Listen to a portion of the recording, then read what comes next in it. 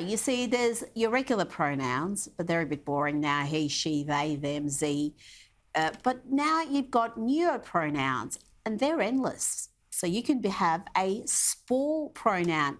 How would you use a spore pronoun, you may ask? Well, this is how.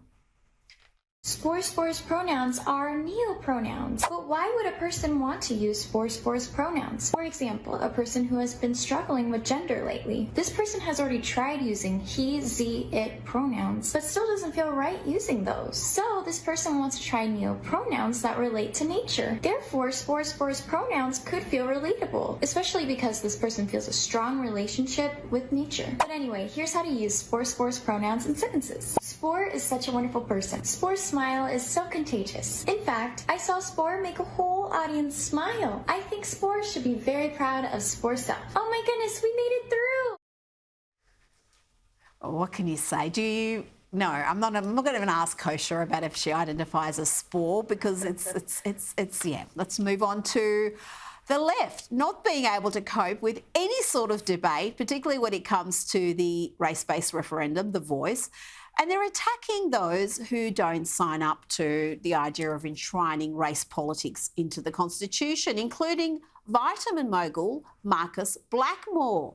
Now, he said he's not going to vote for the race-based referendum. Here's a no vote.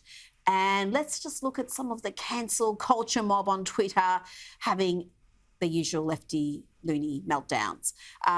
Here's one. This is a defamatory one, if you ask me. How to ruin your brand in one easy step. Marcus Blackmore is obviously a racist idiot and a fascist. Excuse me? Boycott Blackmores. And here's another lefty losing it. He said, well, no more vitamins for Blackmores then.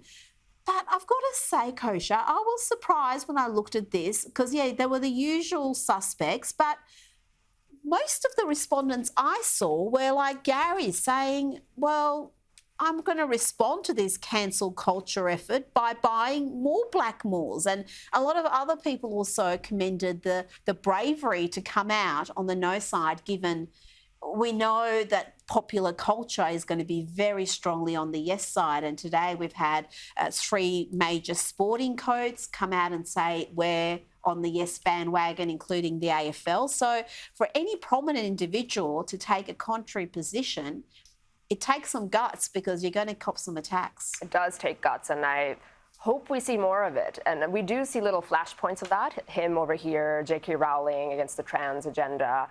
Trump, as an example, he had a great life. He was idolized. He was in rap songs. He didn't need to do this, and he did. And you do take a lot. Your life could even be destroyed. But if anybody has a chance to galvanize and give voice to, I think, a lot of people on the other side, it is these prominent individuals. And, you know, maybe we're seeing the tide turning where more people have the guts to do it.